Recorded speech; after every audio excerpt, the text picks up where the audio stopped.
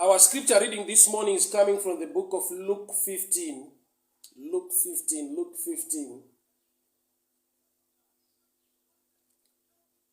Luke 15 from verse 14. Luke 15 from verse 14.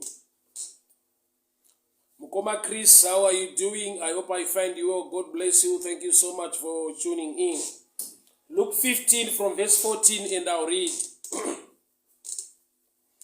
After he had spent everything, there was a severe famine in the whole country, and he began to be in need. So he went and hired himself out to a citizen of that country, who sent him to his fields to feed pigs. He longed to fill his stomach with the pods that the pigs were eating, but nobody gave him anything. Father, we thank you for your word. Speak to us, instruct us, correct us, and empower us for the glory of your name. In Jesus' mighty name I pray, amen and amen. Nyaya ndinayo mangwanana nasi nawe mukomana the prodigal son.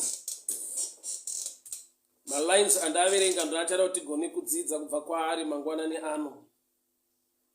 Mukomana uyu aenda nyika iri kure. After aspenda zvese zvaanga ainazvo, there was famine in the land. Kwakava nenzara kwaanga ari. Then he hired himself. Ndokubva atsvaka basa. Ndokubva ari wana rekufidha nguruve. He got a job. Aenda nyika iri kure, adya mari yapera, and there was famine in the land. Ndokubva awana basa.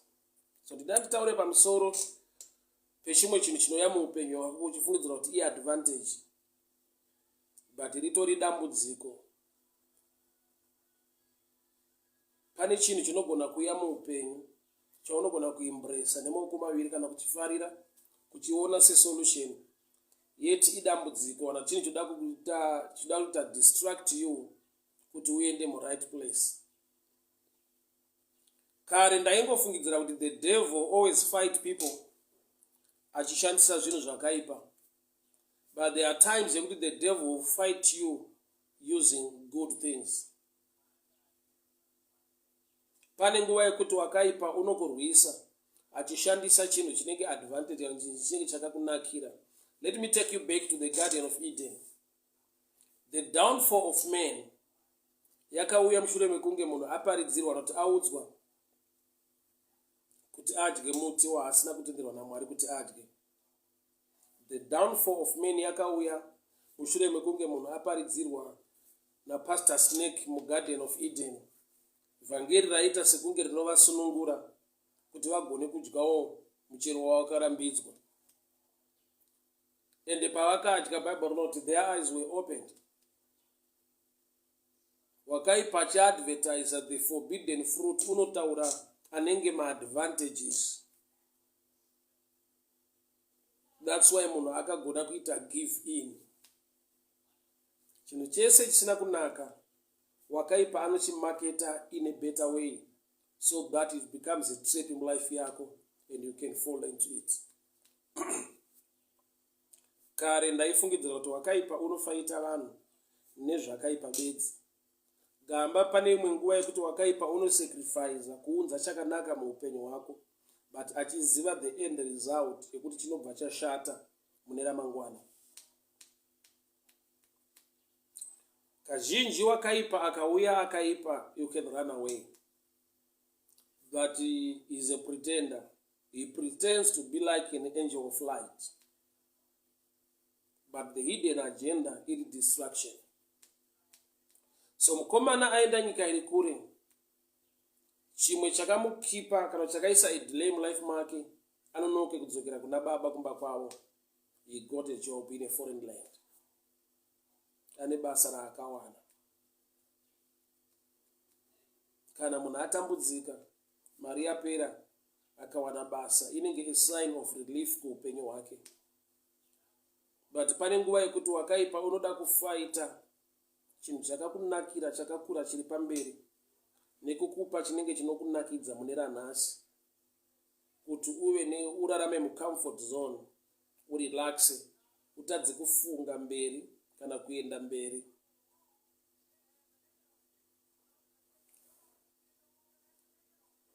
handizivi kana ndirikunzwika zvakanaka panapa. The prodigal son aenda nyika iri kure, adya mari yapera, nyika yava nenzara. There was famine in the land. He got a job. He had himself to the one of the citizens of that country. Ndokubva atanga kufidha nguruve.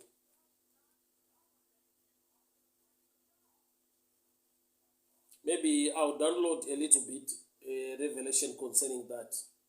Mukomana awana basa, akawana basa rekufidha nguruve, to take care of the pigs.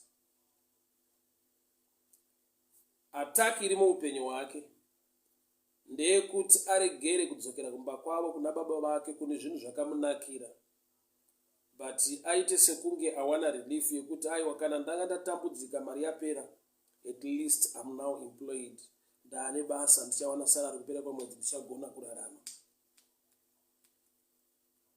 But ari pabasa ipapo, he was still in need. Iye ari pabasa ipapo, he was still in need. He longed to fill his stomach with the pods that the pigs were eating, but no one gave him anything. Akawana basa, ari nyika iri kure, chikava chinhu chakagona kumudelaya kana kudistracta pfungwa yekuti afunge kuna baba. Verse 17 note, when he came back to his senses, which means paakatowana basa, he was still out of his senses, yet he got the job. I'll read. Luke 15:17. When he came to his senses, he said, how many of my father hired servants have food to spare?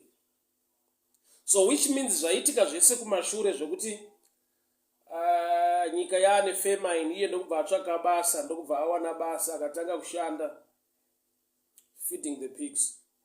Zvakaitika ari out of his senses. Kureva kuti he was under attack of the devil to an extent yekuti the devil wakaita sekunge aunza provision or an answer kuchallenge yake kuti agone kuwana basa in that foreign land. Ndambotaura ndikati wakaipa ane nguva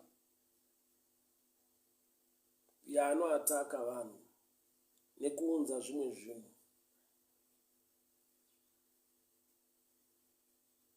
Vakadzi vari vaviri, 1 Kings chapter 3 verse 16, vaigara mimba imwe chete, vakabirana mwana, but akabirwa mwana, akapiwa mwana, akafa, akapiwa mwana. Kureva kuti zvakatotora nguva kuti azoziva kuti mwana uyu haasi wake ava mangwanani, but during the night aingoti ndine mwana. Pane nguva yekuti wakaipa is also a giver, but aine a plan or a strategy to take more from you. So ane paano sacrifice to give, iye achiziva the hidden agenda. Pane pekuti wanamata wachema kuna Mwari une chinhu chauri kutsvaka, pouya answer, but paakuda kuti ugone kusensa nekuziva kuti is this answer yabva kuna Mwari here, or it's a trap from the devil. Mark 10 verse 53.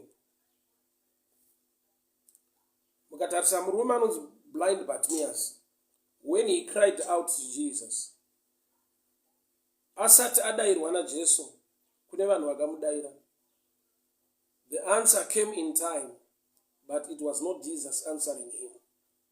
So pane nguva yekuti unochema kuna Mwari une zvauri kutsvaka nekuda, then the answer will show up.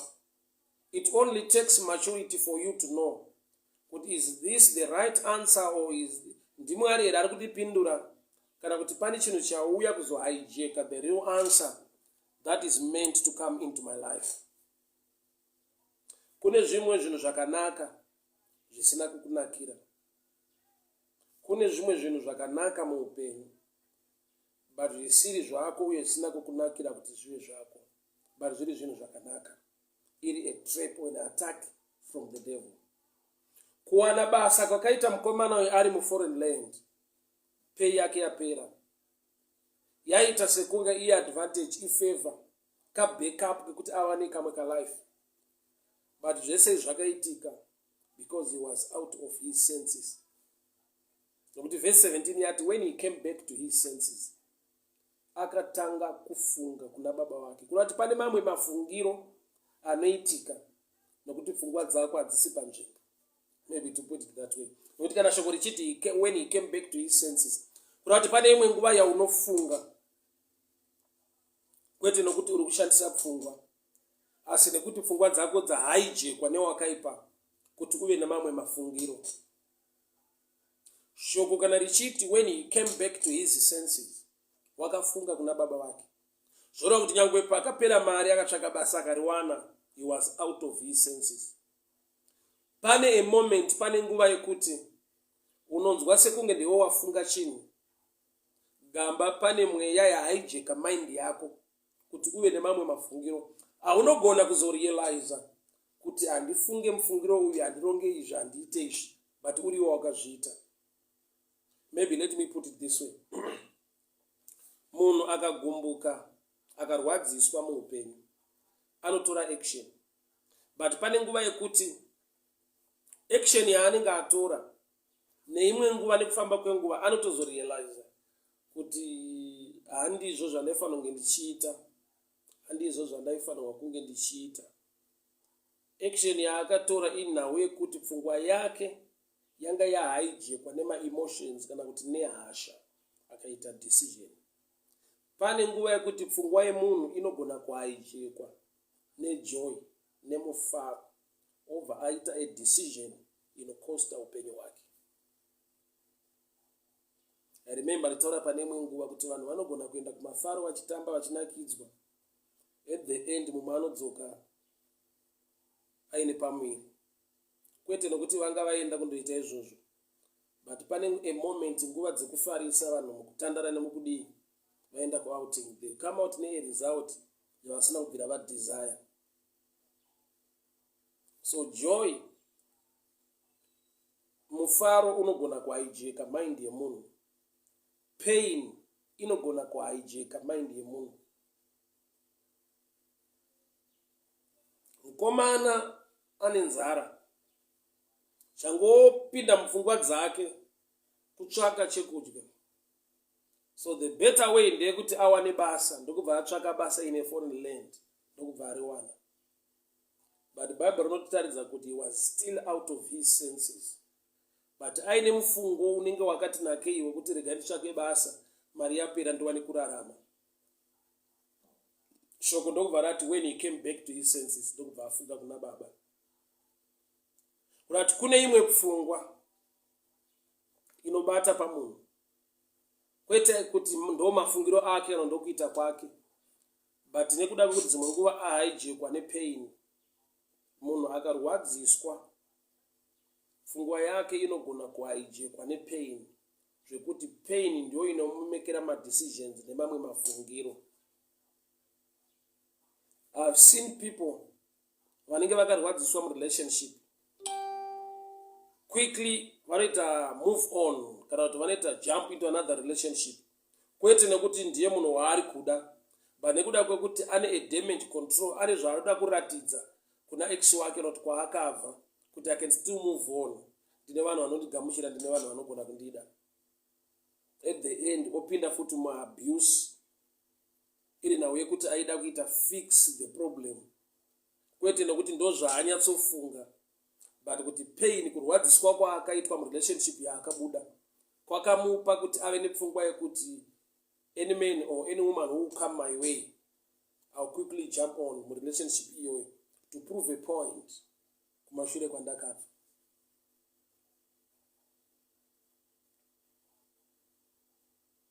Mind yemunhu inogona kuhaijekwa, 1 nemufaro, 2 nepain. So munamato wangu kuti Mwari vatibatsire, nyangwe ndikapinda mukurwadziswa, nyangwe ndikafara, ndikapinda mukufarisa, may the guidance of the Holy Spirit be upon my life. Mwari mweya mutsvene ngavandichengetedze, ndiregere kusvika pakufunga nekuda kwekuti ndiri mumafaro kana kuti ndakatsamwa, but pfungwa yangu ivandudzwe neshoko raMwari, ndirambe ndichinzwa the voice of God in my life. Mukomana wakatsvaka basa akariwana, as verse 17 of that, when he came back to his senses, which means ane zvaakaita outside the ability yemafungiro ake, pfungwa dzaaijekwa nepain, nekushaya, nenzara, nekutambudzika. But I want to show you this picture, and then I'm going to show you on this text. He got a job as a matter of fixing challenge yaasangana nayo. He got a job.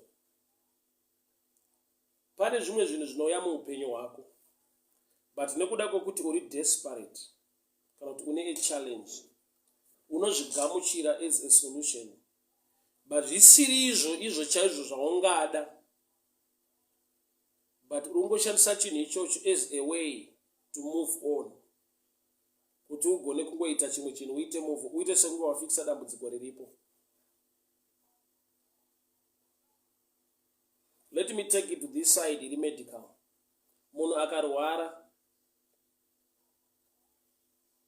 atanga kurwadziwa aine pain, chinotanga kuuya mind make chekutanga is to deal with the pain. Saka tizotsvaga mapain killer tonwa nekudii. But the original mind, kana wane chirwere wakurwara wakurwadziwa une dambudziko, the best mind ndeye kutsvaka treatment uye nekuziva kuti sei ndiri kurwadziwa. But chiri temporal chaunogona kushanda nacho ipain killer. Normally mapain killer mazhinji hawaencourage kuramba uchikotora mapain killers usina kuona doctor. Kuti nyaya yemapain killer issue iri temporal. But munozoona here kuti muupenyu vanhu tinorarama chilife chemapain killer more than chilife chine original treatment. Pane patinorarama chilife chekungotora mapain killer, ndikutaura zvichida murelationship, ndikutaura zvichida mune zvimwe zvinhu zvaunosangana nazvo muupenyu, instead of doing the proper of the right thing. But nekuda kwekuti pfungwa dzako dzahaijekwa nechallenge, you easily run for the pain killer. Mukomana pakuwana basa waida kufikisa nhau yekushayiwa chekudya, waida kufikisa nhau yekutambudzika paakawana basa, but still he was out of his senses. Kusvika paakazofunga kuna baba vake kune zvekudya, kune zvakamunakira. So pane nguva muupenyu yekuti kararamiro kwauri kuita zvinhu zviri kuitika muupenyu hwako, you are trying to prove a point to somebody, une pressure chinhu zvakare chinogona kuhaijeka mind yemunhu. Unopedzisira waita zvinhu kwete zviri proper kana zviri right, but uri kuita zvinhu because there is pressure. Zvichida waona achievement yaitwa nevamwe wako muupenyu, zvichida wawakakura nawo ukadzidza nawo, pressure inogona kukusvitsa mumadeals ari dirty, ari dangerous.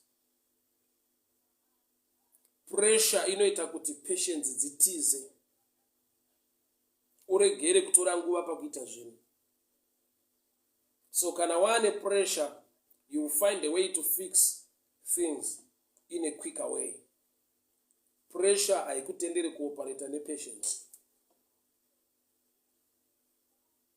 Mukomana ari nyika iri kure, aine nzara asina chekudya, akawana basa. Basa iroro richinge advantage, but chaiva chinhu chaigona kumudistracta, chaigona kumuvharira, kuti aregere kuona zvakanaka, aregere kufunga zvakanaka, aregere kufunga kuna baba vake.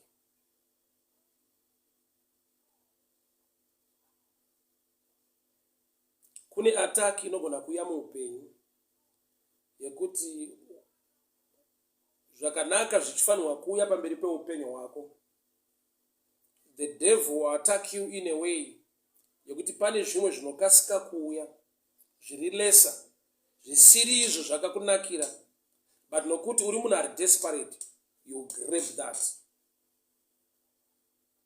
Wotozotadza kusangana nezvawaifanirwa kusangana nazvo. Alright, I'll go to the book of Ruth. Ruth auya kuBethlehem, the first kinsman redeemer aifanirwa kumuroora, watisina zita ratakapiwa pano, akaramba kuroora Ruth. I'm sure Ruth waigona kurwadziwa, kubatikana, kunetseka, kuti ndauya wani kuBethlehem, ndashanda mumunda, sei munhu ari kunzi anofanirwa kundiroora ahead of Boaz ari kundiramba. Zvekuroorwa aitoda, but kune murume akati I will not marry her in case I will endanger my estate. Ndokubva arambwa. Kurambwa ikoko kuchiita sekunge kunorwadza, kunonetsa muupenyu hwake.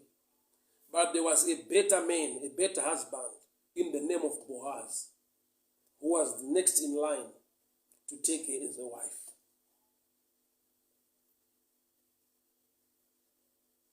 Kureva kuti Ruth akava neropafadzo muupenyu yekuti kana pauya munhu asiri havagone kuva ine relationship, panowanikwa zvikonzero zvinoita kuti agone kuzowanikwa naBoaz wake. So mulife une ma-attacks iwayo ekuti uri Joseph unogona kudiwa namai Potiphar, ichiita sekunge i-advantage pamba paPotiphar pauri kushanda, yet chinhu chauya kuzokudistracta kuti uzotadza kusvika pahighest level, highest office in Egypt, inodarika ma-advantage awaigona kupiwa kana kuwaniswa namai Potiphar.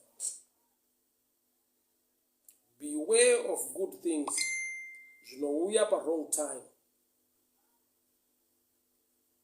Beware of good things zvinouya pa wrong time. Beware of something chinoita sekunge i-advantage, but iri plan of the devil to distract you kuti uregere kuenda pa greater advantage yawakarongerwa naMwari muupenyu.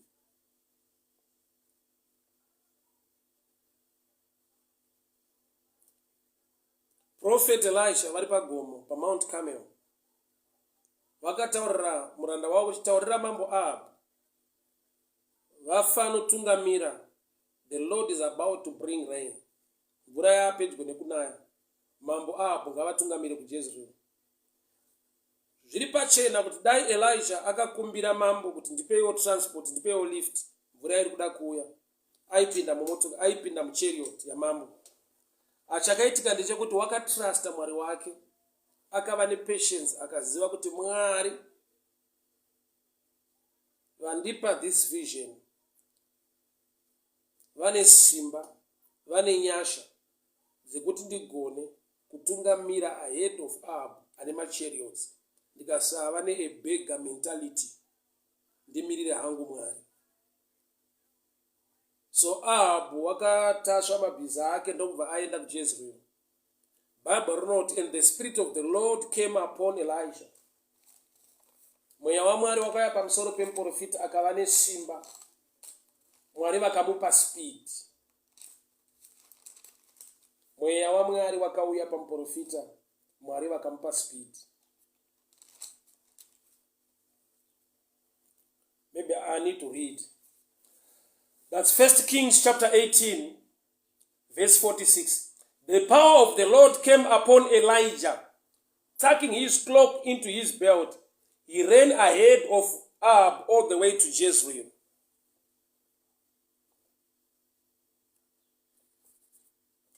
Elijah ari pa Mount Carmel akataurira mambo Ahab kuti aiwa endai henyu, mvura yapedyo kunaya. Iye haana transport, haana chekufambisa, but une trust ne belief yokuti Mwari wangu handitendere kupinda mudambudziko, handinganaiwe nemvura yandaprofita. Mambo Ahab ndokubva vatora the chariot ndokuenda. Verse 46, the power of the Lord came upon Elijah. So pane nguva yekuti unogona kukumbira lift, iro simba raMwari richida kukupa speed inodarika lift yawakumbira, nokuti mauri mashayikwa patience. Unogona kukumbira bhasikoro, Mwari vachida kukupa Lamborghini yekuti usvike kwaruda kusvika, but nokuti uri munhu aleka patience mulife. Elijah akataurira mambo kuti endai mvura iri pedyo kunaya. Mambo vari munzira vachitoenda vakashamiswa kuti pavari kutosvika kuJezreeri vanosvika Elijah ariko. Chikonzero wava nepatience uye nekutrasta Mwari wake. Mwari ndokubva vamupa speed inodarika speed yemachariots. But pane nguva yekuti ukaona vamwe vane machariots woleka patience, pressure inokuisa muzvinhu zviri dirty, muzvinhu zvisingakupe kubudirira kana zvinhu zvinokusvitsa musina kunaka, nokuti waita pressure nelife. Hauna patience uye hauna trust naMwari. Elijah wakasiya machariots. Elijah wakasiya machariots nekuda kwokuti Mwari vakamupa speed. Those who wait upon the Lord, vanomirira Jehovha, vachapiwa simba idzva, vachabhururuka samakondo. Those who wait upon the Lord, vachapiwa simba. So, nyaya yandinayo nhasi inyaya yekuti Mwari ngavatipe meso emweya, or a discerning spirit, mweya wokunzvera.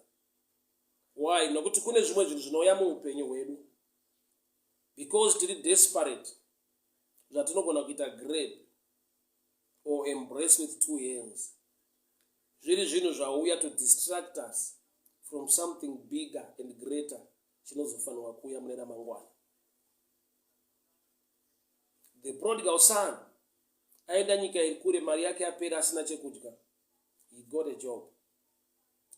Asi basa iri akariwana when he was out of his senses. Why? Because verse 17 yati, when he came back to his senses, wakafunga kuna baba wake.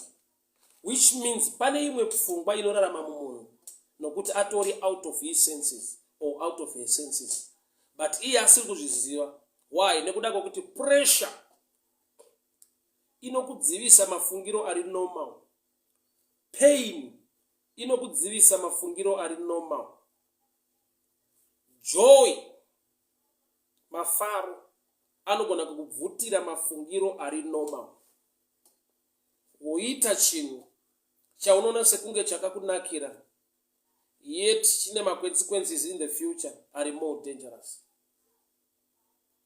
Imagine this guy kuti basa nyangwa akariwana, but Bible rinoti anga asina chekudya. Waito desire kudya zviri kudyiwa nenguruve. He got a job, yes, but still pabasa iroro he was not a happy man.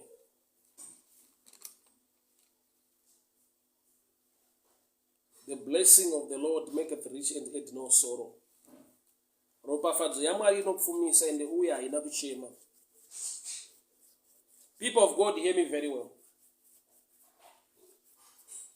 Pane chinhu chinouya muupenyu seadvantage. The devil mugarden reEden akauyawo nemessage inosunungura vanhu kuti vadye nyangwe muchero wakarambidzwa, zvikaita sekunge zvine maadvantages inazvo, but achiziva kuti pane nguva yekuataka munhu negiving, pane nguva yekuataka munhu negift, pane nguva yekuataka munhu neblessing.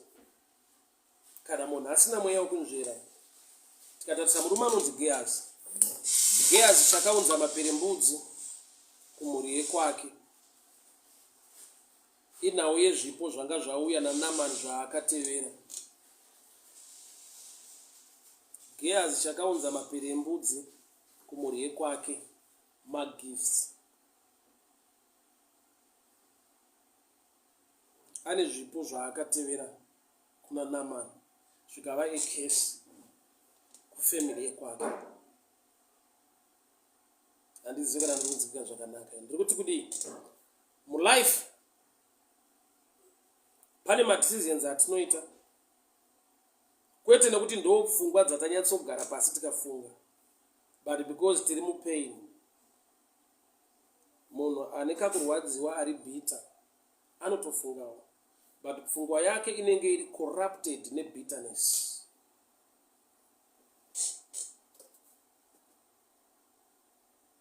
Pfungwa yake inenge iri corrupted nebitterness. Miss Holloway, thank you so much for tuning in. That's Lee Chiwome from Australia. That's my daughter there. God bless you. Thank you so much for tuning in. My Titichiweshe, you're welcome. May the good Lord bless you. My Gwindi, God bless you. Ernesto, how are you doing? How's Mozambique? Thank you so much for tuning in. My Chikukwa, you're welcome. God bless you. Margaret Mahuka. My Chikuni, how are you? God bless you. God bless you. My Masha Mombi, that's Joelene. God bless you. Thank you so much. So happy to see you online. So happy to see you online. My Jojonya Utore, my William Chigwindi, God bless you. Thank you so much, people of God. So happy to see you. Mukoma Nyaungwa, God bless you. Thank you so much. God bless you.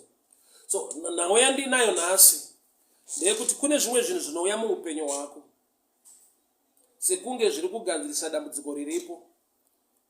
But ritoriwo dambudziko riri kuataka zvakanakisa zvifanira zvichiuya muupenyu hwako. Kana mukomana uyu the prodigal son akawana basa munyika iri kure nekuda kwekuti kwakune nzara, kuwana basa uri munzara uri mukutambudzika inenge solution yekugadzira situation yako. But chachitova chinhu chiri kuda kudistracta the mind iri yakanaka yekuti afunge kudzokera kunda baba vake. Muupenyu kune zvinhu zvinouya seanswer padambudziko, but kari ka blockage to the original answer yarongwa naMwari to come into your life mufuture yako. Blind Bartimaeus adanidzira kuna Jesu, haana kupindurwa naJesu, akapindurwa nevanhu vaitevera Jesu. Vakauya kwaari vakati be quiet, vakamunyararidza. Varoda kutora advantage yekuti ibofu aone, saka anogona kungofungidzira kuti apindura ndiJesu wacho. So answer iyo yakauya in time, but iri wrong answer. So hazvireve kuti answer ikauya in time ndiMwari vari kukupindura. Ayo unofanirwa kuva une mweya wekunzvera, a descending spirit. Answer ikauya in time, make sure une mweya wekunzvera wekuziva kuti ndiani ari kupindura. Mukomana munyika iri kure kwaine nzara, mari yake yapera, akawana basa.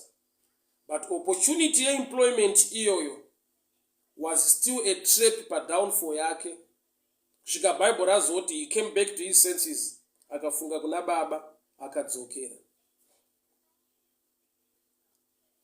Kune ma-solutions atinosangana nawo muupenyu tafesa ma-challenges. Atinofanirwa kuva nemweya wekunzvera yekuziva kuti ndiMwari here vandipindura mudambudziko randiri, kana kuti itrap is the devil still attacking me, but auya nenzira andinogona kuita embrace nekugamuchira because I'm so desperate. Kuva desperate kunoita kuti mind yako iwe corrupted to the extent yekuti you accept whatever comes your way. Wakambozvidiscover here kuti kana uine nzara, chero chikafu chinonaka. Kana uine nzara, kana kuti uri munhu wekushaya, chikafu chipi nechipi chinotesta zvakanaka. Kana usiri palevel yekusarudza zvaungadya, chese chaunenge wawana kuti udye chinokunakira. Ndaiseka nezuro nemafriends angu tichimbodiscuss kuti patati tiri kuchikoro guys, tiri kuchikoro isusu taitipa break time, taitenga half bread, half a loaf, taichekesa half a loaf, 3 boys, torova tuchida kana tine mari torova nemafreezes, kana kuti taitorova half bread yakadaro zvekunyobvora zviye muchidya pa break time. Chingwa ichocho chainaka, chingwa ichocho chainaka, kwete nokuti chinonaka chakadaro, but mind yako ikagara yazviudza kuti ndiri wokushaya, handina choice, test inocorruptwa. Ma-test buds ako anoresponda kupoverty. Let me put it that way. Ma-test buds ako akakontrolwa nepoverty, unonakirwa nezvinhu zvisinganaki. Ameno kana pane anogona kurelata nezvandiri kutaura izvo. Kune zvinhu zvisinganake zvinokunakira nokuti uri musituation isina kunaka. Matest buds chaiwo kana nhamo yabata anokontrolwa nepoverty kusvika palevel yekuti unonzwa kunaka kwechinhu chisinganaki.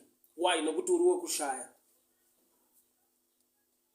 Inhau yekuti mind ikava corrupted inocontrola everything, even the way you see things. Ukaona nekupfeka kwataita tichitozvinetseko tinenge takachena takazodii. Pane nguva yekuti ukaona dressing yako yekare unosvika paunozunza musoro kuti mukore uyu akomana taitonzwa kuti atakachena. Yes, yaiva nguva yacho nemaonero acho. I usually relate this ku generation inobva pandiri zvichienda kumusoro kwavo mwafana vangazizive. Kare kunwa drink, especially anenge madrinks Coke, Fanta or what, tatinganwire kuti irefreshment. Madrinks ainwiwa on special occasions. Saka drink raisvika parinonaka. Wainzwa kure kudhara vachiti Coke yekudhara yanga ine power. Coke yekare waiti ukanwa so wainyatsodzora. Semazuva ano hadzisina power. One thing chandakadiscover, havana kuchinja ingredients ekugadzira Coke, but munhu ndiye aimprove kusvika palevel yekuti he can now drink Coca-Cola at any time, at any day. Long back ukainwa maybe pa Christmas or ukainwa warwara kana ukainwa pa Independence, 3 occasions idzodzo ndoba unosangana neCoke, kana pa party 4 occasions. Zvoreva kuti uri munhu wekuti system yako haina kujaira chinhu ichocho, saka unoreacta in a different way than munhu asvika paanojaira chinhu ichocho. Kureva kuti poverty, kuoma kwezvinhu kunocorrupta mind kusvika palevel yekuti everything, maonero aunoita zvinhu, matauriro aunoita, kurelata kwaungaite nevanhu kuri kubva pakuti pfungwa yako yakagadzikana here. Ndiri kuti kudii? Mukomana ari kuforeign land, ari kunyika iri kure, aine nzara, akawana basa. As verse 17 ndokubva yati when he came back to his senses, akawana basa sei pfungwa dzisiri panzvimbo. Zvinoita kuti pfungwa dzinombohaijekwa nepoverty, pfungwa dzinohaijekwa nejoy, pfungwa dzinohaijekwa nepressure. Saka unenge wakuita zvinhu kwete nekuti ndiwo uri kufunga, but pressure inomolda mafungiro. Ukanzwa kuti ndasara, vamwe vangu muupenyu vaachiva, ndasara, vamwe vangu vari kufamba nemota dzakanaka, ndasara, vamwe vangu vari kuchena. That pressure inokupa kuembrace even my dirty deals for the sake yokuitawo stand among your friends as somebody ari kuachiva kana kuita zvimwe zvinhu. Vanhu vanosvika pakupinda murelationship isiriyo nekuda kwekuti ane pressure naex wake, akamuti hausi right, hauna mbonaka, hauchishi, wakazodii atukwa. Anongeta jump in a relationship just to prove a point. Kuti pamarket ndichiripo, ndichiri kutodika, ndakazodii. Pressure inoisa vanhu even mu relationship isiriyo.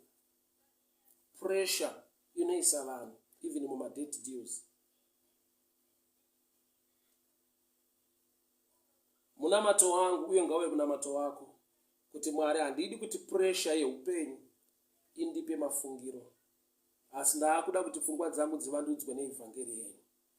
Romans 12:2. Your mind must be renewed by the word of God.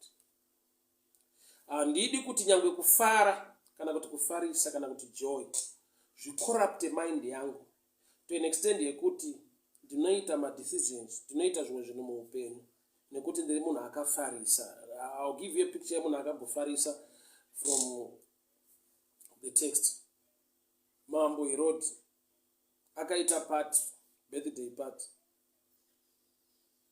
Mwanasikana ndokubva atamba.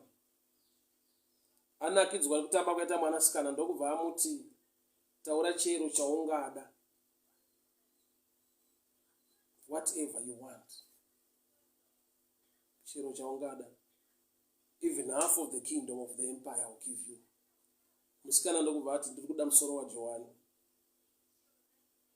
Kufarisa kwakaita kuti Johani aurawe, nokuti Herodhi wakatadza kunyatsogara pasi oona kuti igift yerudzi yekuti munhu atamba afara ndamuoffer anything chaangade mukingdom, but he wants somebody to die.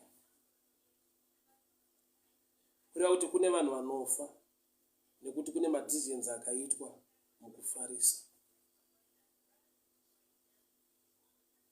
Herodhi nyangwe aitya nekurespecta John, but John wakasvika pakufa in the hands of Herod nekuda kwekuti ane decision yaaita mukufarisa kwake. Kufarisa kukakorrupta mind kunogona kukonzera nyangwe nerufu. Kutsamwisisa, kurwadziwa, pain ikakorrupta mind kunogona kuuraya munhu kana kukanganisa vanhu. I remember pataita malessons ekudriving, zvinhu zviviri zvavakatiudza mainstructor ndeyekuti kana wakafarisa don't drive, kana wakatsamwisisa wakagumbuka don't drive. Zvinhu zviviri izvi. Why? Because madecisions auchaita pakudriva uri bitter, une stress, anogona kukonzera accident kune mumwe munhu okuupenyu hwako. Kana wakafarisa unogona kukonzera futi accident kune mumwe munhu kana kuupenyu hwako. Why? Nokuti kana wakafarisa you drive anyhow, you feel the whole world owes you respect. Kufara. Kana wakatsamwa uri bitter. I remember 2014 when I lost my son, mukomana inzi Divine. 2014 when I lost my son, ndakaenda kudomboshava kumusha ndichiendesa hembe, you know, the couch yekuti kana munhu ashaya hembe dzinopiwa vanhu kana goyo or something like that. So ndakatora hembe kuno kukwadzana ndikaenda nadzo kudomboshava. On my way back, was so stressed. On my way back, there was a guy anga akamira pajunction, so ndakasvika ndikamurova kumashure. Akamira, I was so surprised kuti kushamwari chiko naye. Ndabuda ndaisa apology. Ndofunga iye wakakasika kuzviona kuti this man pane zviri paari. Ndobva ndibvunza kuti chii, kwakanaka here? Ndamudza no, I just lost my son, sandikubva nosiya hembe kumusha kusaka mind zangu I don't know kutofamba sei papa. I'm very sorry. And the fortunate part ndeyekuti nyangwe ndakamurova from the back, mota yake yanga ine bumper, inini malights angu ndo akatsemuka yese. Saka iye ndobva angorizana kuti no, my car ina damage, yako ndo ya damage yeka, I'm sorry for that. Ndobva angoenda hake. But ndopa ndakaona kuti kumeka kwako decision kana uri munhu akagumbuka ari kurwadziwa kunogona kukosta umwe munhu kana kukosta upenyu hwako. So pese paunopinda mukurwadziwa kana paunopinda mumafaro akanyanya, your prayer must be like, Lord help me. Pfungwa yangu iregere kuva corrupted nemaemotions nezviri kuitika, asi kuti imwe mweya mutsvene take charge over my life. Pain, nzara, hunger yakaita kuti mukomana atsvage basa, but still he was out of his senses. Not verse 17 yati, when he came back to his senses, paakadzoka mundangariro dzake akafunga the right thing, akafunga zviri permanent zvinomubatsira than zviri temporal, akafunga kuna baba, akadzokera kuna baba vake. So kabasa kakangomuka kuti kamudistracte aite sekunge ane zvaari kuita muupenyu, gamba upenyu wakaona kwauri kuenda hana chaari kuita, but anongonzwawo sekunge zviri nani. My prayer for you today, may the Holy Ghost take charge of your mind. Whether uri mumafaro, kana kuti mupain, kana kuti mustress, kana mudepression, I pray for the blessing of the Lord and the hand of the Lord to protect you. We just lost a guy to South Africa, he's a Ricky musician. Vanhu pavaidiscussa vaiti, these guys, ukatarisa life yake, munhu wekuti is well off, he drive nice cars, anogara muimba yake yakanaka, ane family yake, the guy was so young. So this demon called depression yakamira sei? here in Zim, people are struggling upenyu wakaoma, but hauwane munhu akaomerwa kudaura achifunga suicide. Wozonzwa kuti anazvo agere zvakanaka, ane upenyu hwakanaka unogona kuyemura. Ari kuzviuraya, and they put it this way kuti inonzi depression. That's a demon. That's a demon.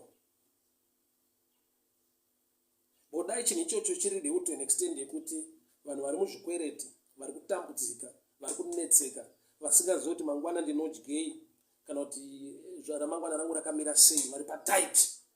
They will try to push and keep on believing kuti zvichaita zvakanaka. Then somebody ari at that level yekuti zvinhu zvacho zvakanaka, he thinks life is not worth it to live. That's a demon. That's a demon. I pray every depression demon to leave you right now. I pray, I decree and I declare, every depression demon, every depression spirit, I stand as an apostle of Jehovah. I speak blessing and favor, the protection of the Lord to be upon your life, in the mighty name of Jesus. Hama dzangu, Mwari wedu kugare ngavakuchengetei, Mwari wenyasha ngavakugonesei, Mwari ngavatipe mweya wokunzvera. Pane zvimwe zvinogona kuuya muupenyu hwedu inenge advantage, chinenge chinhu chakanaka, but iri attack yekuti tiregere kufunga kuna Baba, tiregere kuva the right mind. Pressure ngairegere kucorrupta mind yako.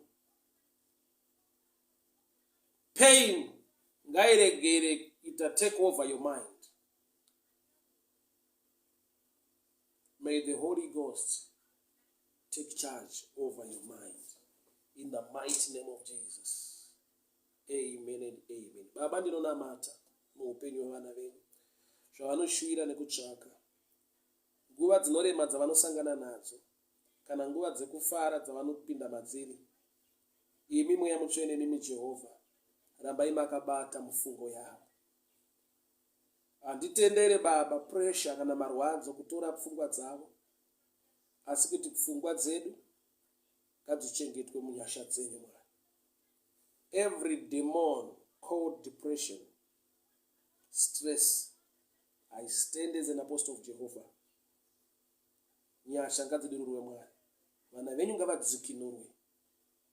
Pfungwa dzavo ngadzirilefwe nenyasha dzenyu. Ndataura